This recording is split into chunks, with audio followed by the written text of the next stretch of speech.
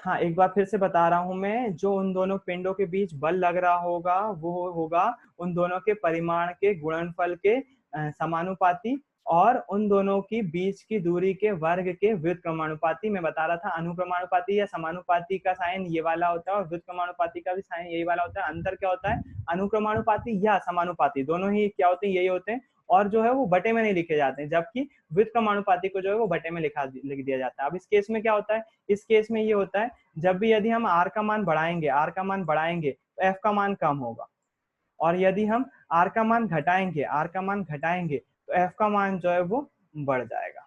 Simple सी बात है ना। व्युत्क्रमानुपाती के केस में ऐसा होता है, जबकि समानुपाती या अनुक्रमानुपाती में क्या होता है, Q1 Q2 बढ़ेगा तो एफ भी बढ़ जाएगा। अगर Q1 Q2 जो है वो घटेगा यदि, तो एफ भी क्या हो जाएगा, वो घट जाएगा। ठीक है, मैं बहुत बार बता चुका हूँ। मैं क्यों बता रहा हूँ ये बार बार, इसलिए बता रहा हूँ क्योंकि मेरे साथ ऐसा होता था, मेरे को चीजें समझ में नहीं आती थी, है ना, और टीचर जो है वो आगे बढ़ जाते थे, लेकिन मुझे समझ में नहीं आती थी। और मैं सोच रहा हूँ कि आप में से भी कोई ऐसा होगा जो मेरे जैसा होगा, इसलिए उसको समझाने के लिए मैं बार बार दोहराता हूँ चीजें। अगर आपको पसंद नहीं आती ये बिहेवियर तो आप बिल्कुल नेग्लेक्ट कर सकते हो मेरे इस बात को, है ना। तो ये दोनों चीज को अगर मैं दोनों को एक साथ लिखने की कोशिश करता हूँ, दोनों को एक साथ लिखता हूँ, तो मैं ऐसा लिख सकता हूँ F proportional to Q1 Q2 upon R square. यदि इसको मैं थोड़ा सा और बढ़ा लूँ ताकि मैं नीचे ऐड कर सकूं उसके, यदि मैं प्रोपोर्शनलिटी का साइन चेंज करता हूं, जो कि आपको केमिस्ट्री या फिजिक्स में बार बार करने को बोला जाता है और बहुत बार किया आपने, 10th क्लास में भी ओम के नियम में प्रोपोर्शनलिटी का साइन इक्वल टू में चेंज किया है आपने। अगर मैं इसके प्रोपोर्शनलिटी के साइन को चेंज करूं तो मेरे पास जो है वो एक कांस्टेंट आ जाता है ना। हर बार ये कांस्टेंट आता है, यहाँ पर जो कांस्टेंट आता है वो के होता है, के कांस्टेंट आ जाता है, और के Q1 Q2 divided by R square इसका फॉर्मूला हो जाता है। कूलॉम्स लॉ यही है ना, कूलॉम्स लॉ यही है। यहाँ पर Q1 Q2 क्या है, किसी चार्ज के परिमाण है, परिमाण है मतलब मैग्नीट्यूड है, मैग्नीट्यूड हमेशा पॉजिटिव ही होगा, है ना। हाँ, यहाँ पर अगर माइनस लगा रहता है तो वो दिखाएगा आवेश पर ऋणावेश है ना। जबकि किसी की मात्रा जो है वो, किसी चीज में कोई पदार्थ की मात्रा बढ़ी हुई, मैग्नीट्यूड जो है वो हमेशा पॉजिटिव होगा, है ना। जैसे आप कितनी दूरी चले, तो बोले 4 किलोमीटर या 2 किलोमीटर चले, तो 2 हमेशा जो है वो पॉजिटिव में ही आएगा, अंक जो है वो मैग्नीट्यूड हमेशा पॉजिटिव में ही आता है। तो यहाँ पर जो है वो Q1 Q2 R2 ये हो जाता है आपका कूलॉम्स लॉ। कूलॉम लॉ यही बताता है F इक्वल्स टू के Q1 Q2 upon R square. तो लगभग लगभग इसको आप जो है वो ग्रेविटी से भी कंपेयर कर सकते हो। ग्रेविटी में भी ऐसे ही हो रहा होता है, F इक्वल्स टू वहां पर कांस्टेंट जी रहता है, capital G, m1 m2 divided by D square, है ना। जैसा वहां पर वो रहता है वैसे यहाँ पर भी जो है वो जी रहता है। अच्छा, एक और बात है, कुलाम ने जब ये लॉ दिया, कुलाम ने जब इसके बारे में बताया, तो जब बताया उनके पास इतने सारे इंस्ट्रूमेंट नहीं थे और आवेशों का परिमाण भी ज्ञात नहीं था। अभी तो अपन को मालूम है कि इलेक्ट्रॉन पर आवेश कितना मात्रा में होता है, या फिर प्रोटॉन पर कितने आवेश जो है वो कितनी मात्रा में मौजूद है। तो उन्होंने कॉमन सेंस का यूज करा। कॉमन सेंस को बताने के लिए जो है वो बुक ने कितना अच्छे से लिखा है, देखिए आप यहाँ पर, ये कूलॉम्स लॉ होता है, ये आपका जो है वो इसका फॉर्मूला होता है जो आपको दिखाई दे रहा है। यहाँ पर जो है वो के एक स्थिरांक है जिसका मान जो है वो युक्त होता है, उसके बारे में अभी चर्चा कर रहे हैं के बारे में। अभी यहाँ पर देखो, समीकरण एक जैसे संबंध को कैसे खोज पाए, जब उन्होंने ऊपर भी लिखा हुआ है, साफ साफ लिखा हुआ है, आरंभ करते समय गोलों पर आवेश अज्ञात थे। तब किस प्रकार, मतलब उस टाइम उनको जो है वो आवेशित जो कण थे उनका द्रव्यमान के बारे में कुछ भी नहीं पता था, है ना। वो उन्होंने, पहली बात तो एक बात मैं यहाँ पर बताना भूल गया, उन्होंने इस नियम तक पहुंचने के लिए एठन तुला का यूज किया था। एठन तुला उन्होंने खुद बनाई थी। एठन तुला मतलब क्या, बेसिकली स्प्रिंग वाली एक तराजू, स्प्रिंग वाला तराजू, उसका उन्होंने यूज किया था, है ना। तो उन्होंने कैसे गणना किया था, यहाँ पर गुलाम ने निम्नलिखित सरल उपाय सोचा।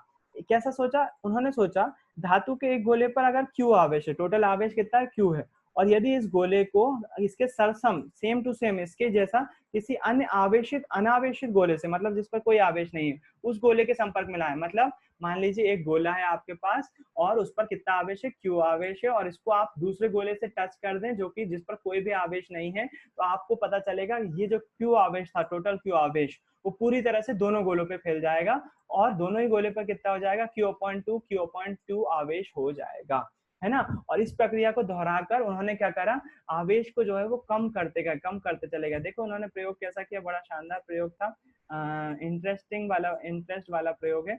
कैसे किया होगा प्रयोग वो मैं आपको बताता हूँ। उन्होंने क्या किया, एक गोला लिया धातु का और उस पर मान लिया कि क्यू आवेश है ना। एक और गोला लिया जिस पर कोई आवेश नहीं था, उन्होंने इसको क्या करा, इससे टच करा। जब टच करा तो इस पर कितना क्यू आवेश था, ये क्यू आवेश, और ये गोले पर जो है वो क्यू आवेश बढ़ जाएगा पूरा, ये आवेश कुछ इस पे आ जाएगा ना। जब आवेश आ जाएगा तो टोटल कितना आवेश था, क्यू। और जब दो गोलों में डिवाइड करना है तो आधा आधा हो जाएगा, 1/2 क्यू प्लस 1/2 क्यू, आधा आधा हो जाएगा ना। तो वही हुआ भी यहाँ पर जो है वो 1/2 क्यू, आधा आधा आवेश यहाँ पर बचा और आधा आवेश जो है वो इस वाले गोले पे आ गया, है ना। अच्छा, इस पर आधा आवेश था, इसको अगर दूसरे अनावेशित गोले फिर से एक इससे दूसरे से टच कर दूंगा, जो पहले से आधा आवेश था और आधा आवेश जो है वो इधर आ जाएगा, तो यहाँ पर अब जो है वो 1/4 हो जाने वाला है ना। समझ रहे होगे, 1/2 का आधा करोगे यानी कि 0.5 का यदि आधा करोगे आप तो आएगा 0.25।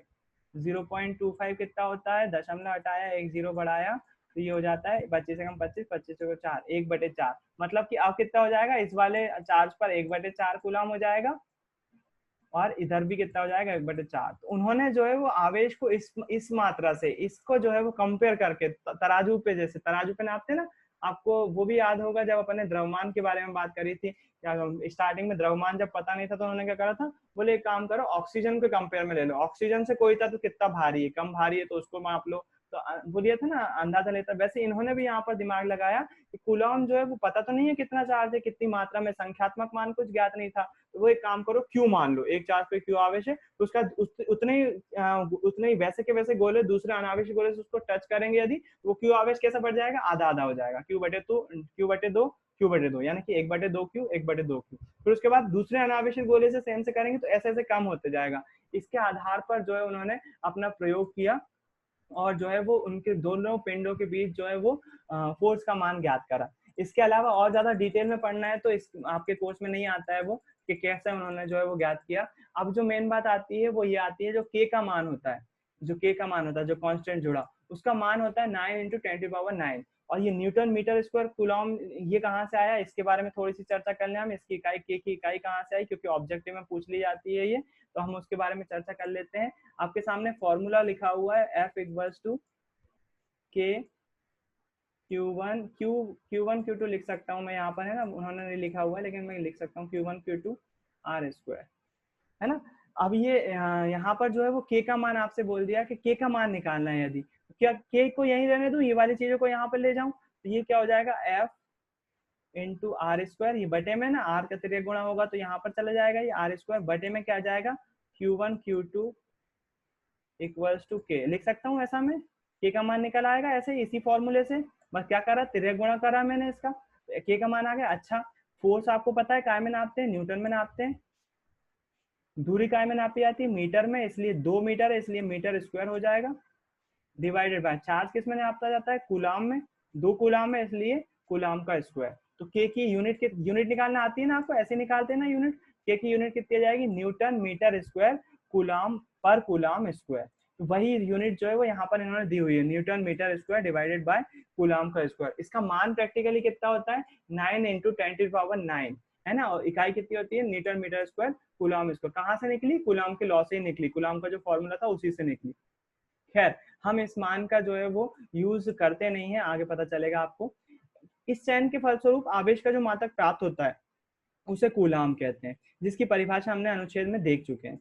समीकरण 1.1 में, मतलब जो Q वाला वो था समीकरण, उसमें मान रखने पर जो बल होता है उसका मान कितना जाता है, यदि Q1 Q2 की वैल्यू 1 कूलाम हो और उनके बीच की दूरी 1 मीटर है, तब उनके बीच बल कितना होगा, 9 × 10⁹। मतलब क्या बोल रहे हैं वो, एक आपके पास जो फॉर्मूला है, ये वाला फॉर्मूला जो है आपके पास, ये वाला मेन फॉर्मूला जो है, इस फॉर्मूले में यदि मान लीजिए ऐसे आवेश के बीच हमको बल ज्ञात करना है जिनका आवेश का मान जो है वो 1 कूलम है, Q1 का मान भी 1 कूलम है, Q2 का मान भी 1 कूलम है, और उन दोनों के बीच जो दूरी है वो 1 मीटर है, 1 मीटर है ना। और के का मान आपको पता है, के का मान कितना होता है,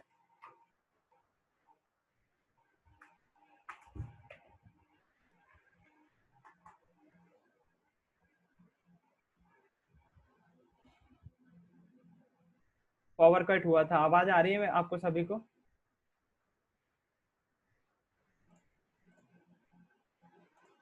आवाज आ रही है क्या? कोई बोल दो हाँ यस नो।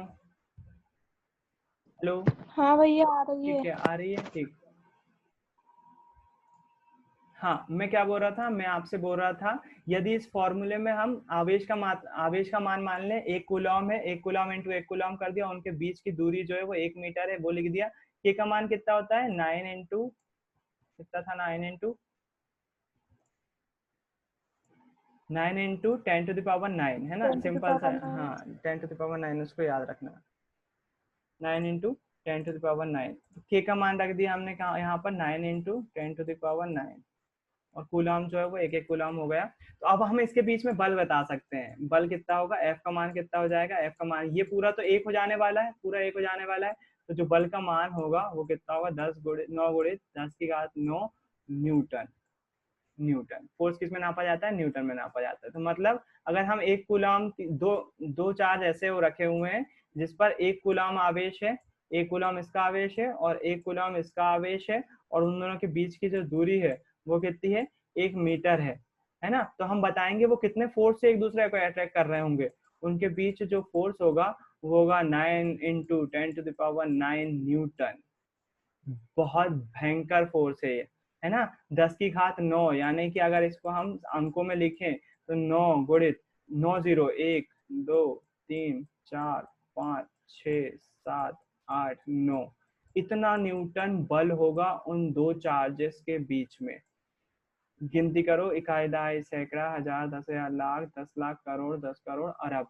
9 अरब न्यूटन, 9 अरब न्यूटन उन दोनों पिंडों के बीच 9 अरब न्यूटन बल लग रहा होगा, और बहुत ज्यादा है ये बल, है ना। तो ये बल जो है वो अपन ज्ञात कर सकते हैं किसके, कूलॉम के लॉ से। अब अगली बात जो आती है सीखने वाली, वो आती है इस कूलॉम लॉ का, जो आपने कूलॉम लॉ अभी देखा, उस कूलॉम लॉ का। अच्छा, एक और बात, के बारे में मैं बात कर लूं यदि आपसे, अगर के बारे में, यहाँ पर वही लिखा हुआ है, 1 कूलम बहुत बड़ी राशि है, इसलिए माइक्रो कूलम और मिली कूलम का यूज करते हैं।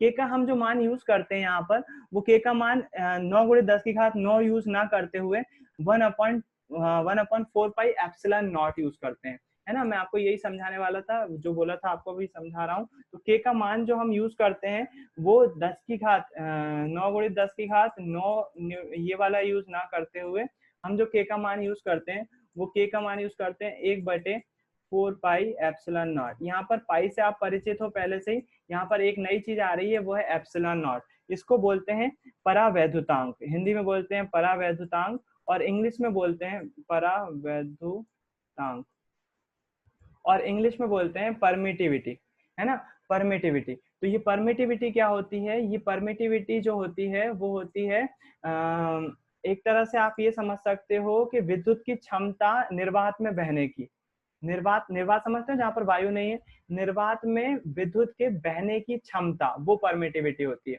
ना। और परमिटिविटी के बारे में अगर आपको और जानकारी चाहिए है, तो जब हम कैपेसिटेंस पढ़ेंगे और आगे अगर कैपेसिटेंस की बात करेंगे, वहां पर जो है परमिटिविटी यानी कि परावैद्युतांक के बारे में और अधिक चर्चा करेंगे।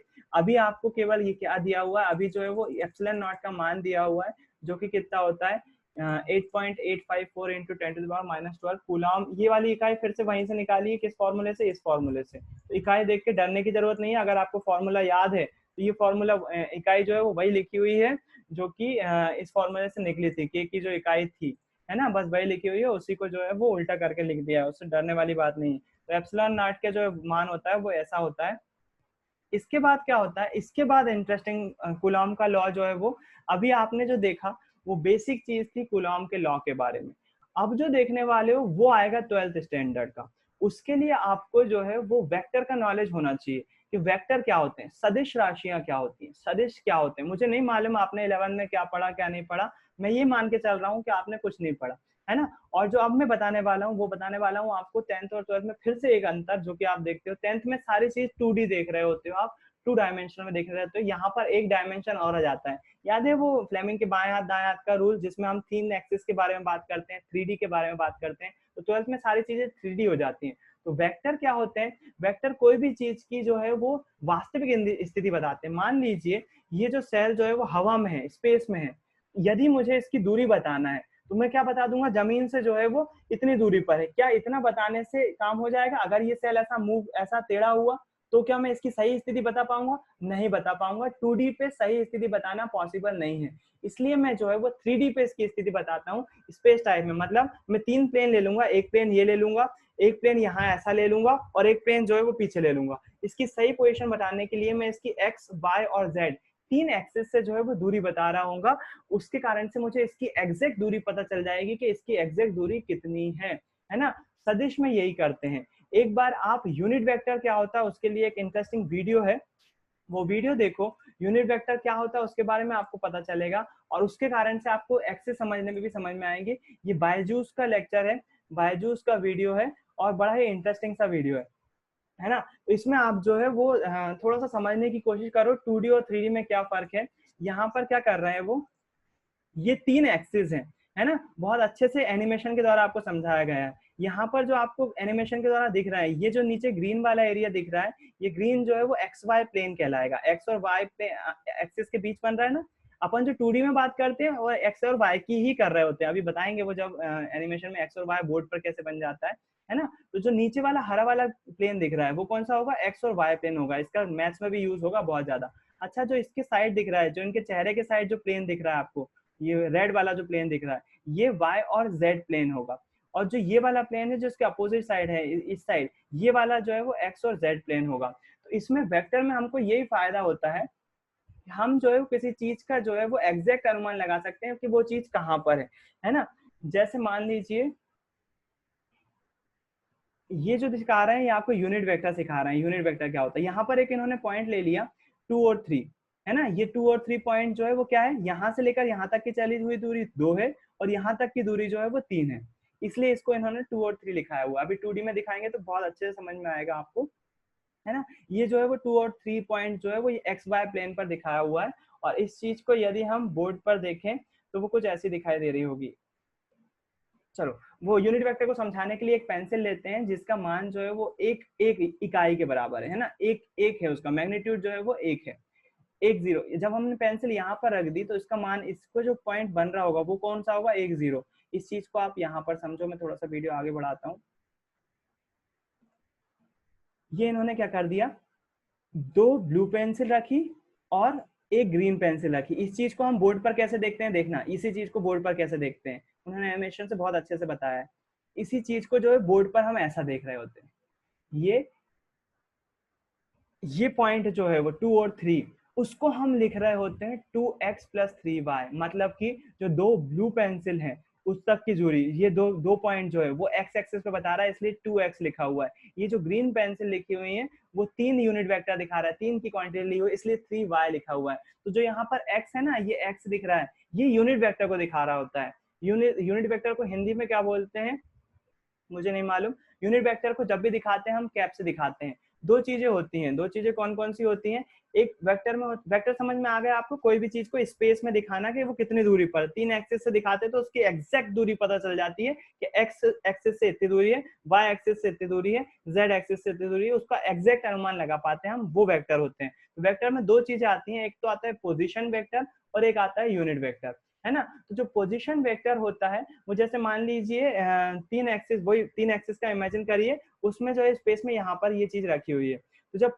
इसके लिए मुझे एक पॉइंट लेना पड़े, यदि जिसको मैं एक्सिस को दिखाता हूँ 2 × 3 वो दिखाता हूँ ना, उसको बोलते हैं हम पोजीशन वेक्टर। पोजीशन वेक्टर क्या दिखाता है? किसी बिंदु की एक्सिस से एग्जैक्ट दूरी बताता है। जबकि यूनिट वेक्टर क्या होता है, उसका जनरलाइज वे में हम फॉर्मूला, कई बार चीजें बहुत ज्यादा बड़ी बड़ी होती हैं, जैसे कि कूलम लॉ में भी होगा, चीजें जब ज्यादा बहुत बार बड़ी बड़ी हो जाती हैं तो हम यूनिट वेक्टर ले लेते हैं, मतलब उसकी एक इकाई ले लेते हैं। जैसे वो पेंसिल का मामला था ना, उसकी एक इकाई ले लेते हैं, जिसके कारण से क्या हो जाता है, जब हम यूनिट वेक्टर की बात करते हैं तो हम कितना भी बड़ा हो, एक यूनिट वेक्टर में अगर मल्टीप्लीकेशन के साथ उसकी दूरी का मल्टीप्लाई कर दें, उसकी एग्जैक्ट दूरी या फिर उसकी एग्जैक्ट पोजीशन जो है वो बताई जा सकती है। तो यूनिट वेक्टर क्या होता है, उसको हम एक इकाई ले लेते हैं और उसको जो है, आपने फॉर्मूला भी पढ़ा होगा यूनिट वेक्टर का, उसका यूनिट वेक्टर का जो फॉर्मूला होता है वो जो है वो उसके मॉड में, मतलब जो उसके पोजीशन वेक्टर होता है उसको डिवाइड कर देते हैं उसके मॉड से। किसी को याद है यूनिट वेक्टर का फॉर्मूला?